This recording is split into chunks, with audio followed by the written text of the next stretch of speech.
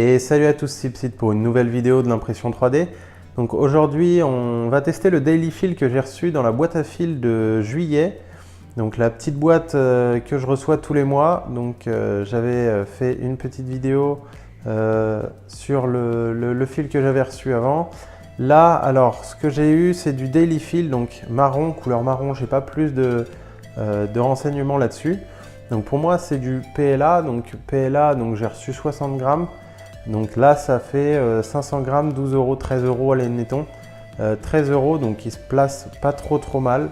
Moi, je me base sur la référence de SOVB 3D qui est à peu près à 12 euros ou 13 euros, pas le premium, mais la version avec paillettes dedans. Donc un peu plus travaillé, un peu plus beau en finition derrière.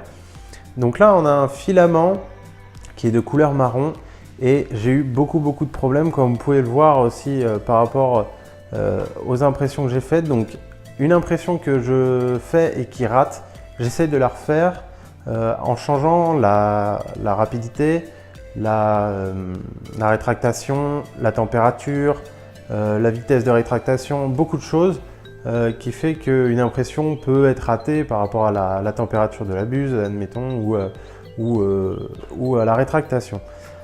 Mon premier print a été de faire la plupart ici en fait. On a un petit camion de pompier, donc je l'ai fait exprès, j'ai fait exprès de le faire très petit.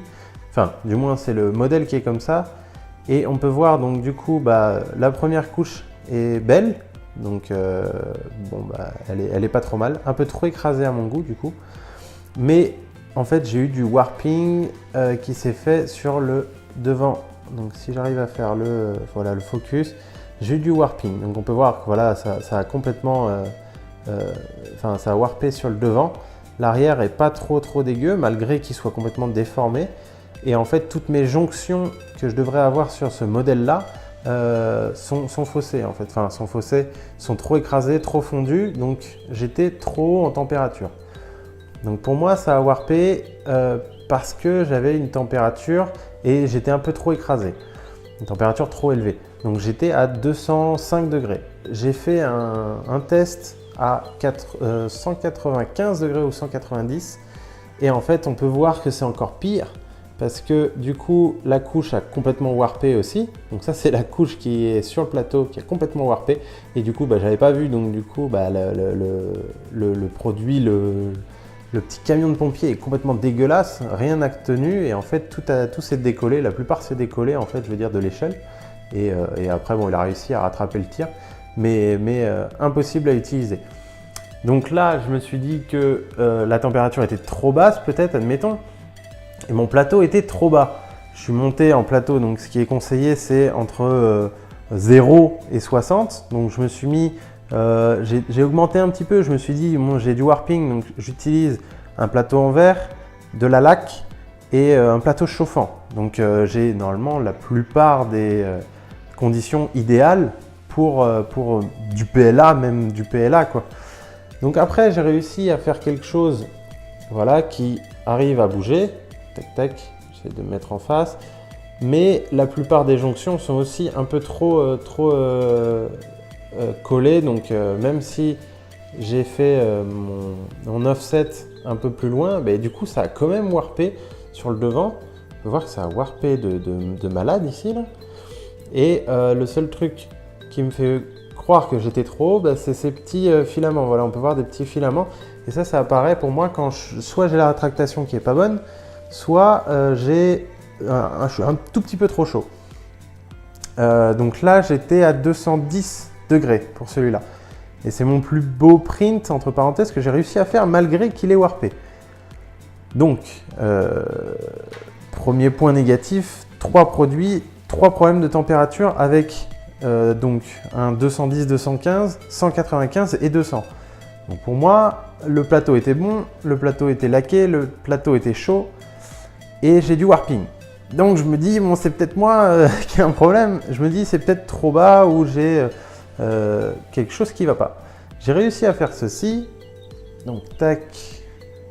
Donc voilà, donc on a un STL en fait avec un boulon et puis un petit écrou papillon.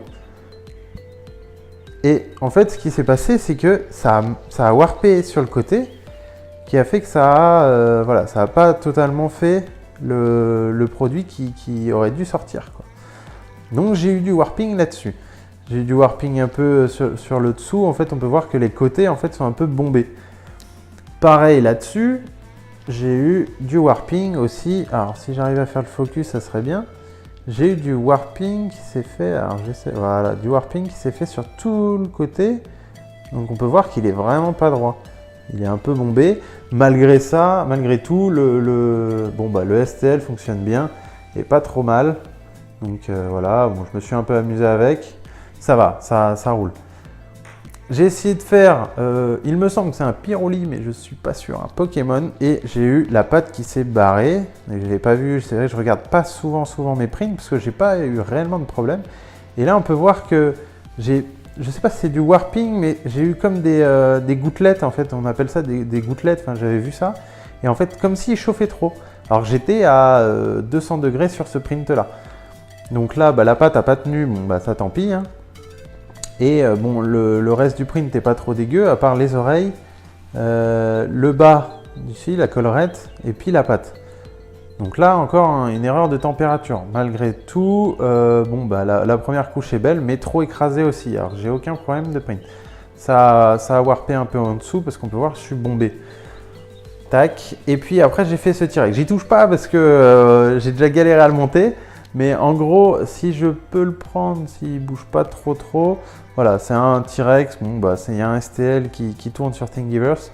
J'ai 2-3 pièces que j'ai pas mises parce que bon, je trouvais pas ça nécessaire et en plus, il n'y a pas trop de tutos là-dessus. Donc, bon, en gros, voilà, c'est un T-Rex qu'on imprime tout plat comme on avait en maquette de très jeune et après on le monte, voilà.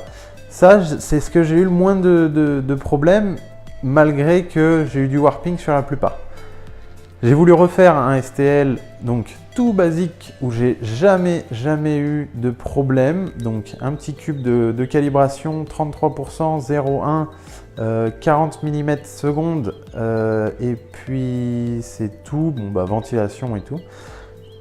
Y, aucun problème. X, du warping sur la gauche.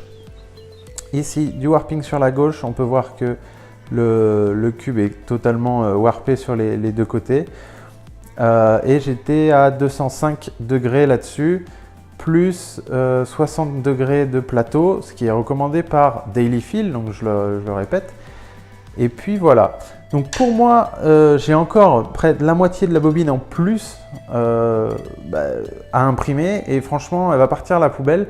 Tout simplement parce que j'ai essayé, donc je me suis obstiné un peu à changer de modifier tout ce qui était sur mon imprimante avec ce filament. Donc c'est du filament qui est facile à imprimer apparemment. Normalement, enfin ce que j'ai regardé sur internet, aucun test dessus m'a fait prouver que tout le monde arrivait à l'imprimer. Bon, je les crois sur parole, il n'y a pas de souci. Malgré tout, moi j'ai impossible à imprimer. Donc je me dis que c'était peut-être moi.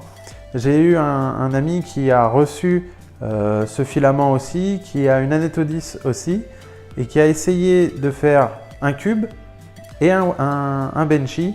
Le cube a warpé aussi, pareil, au même endroit. Là, bon, bah, il a warpé sur les côtés, hein, c'est pas très grave. Et un Benchy qui a warpé un tout petit peu aussi, mais qui s'est pas trop décollé. Donc pour moi, un PLA qui warp alors qu'il y a de la colle ou de la laque plus un plateau chauffant, c'est qu'il y a un problème avec ce PLA. Alors est-ce que c'est mon filament qui avait un problème ou le filament en général qui est assez dur à imprimer? Je ne sais pas. Pour moi, je déconseille totalement ce PLA. Alors si Dailyfield passe sur cette vidéo et qu'il veut me prouver le contraire, n'hésitez pas à me contacter. J'essaierai des filaments de Dailyfield, mais pour moi, j'en achèterai pas. En attendant, je déconseille ce filament. Et puis, je vous souhaite une très bonne impression. Je vous dis à la prochaine. Ciao tout le monde!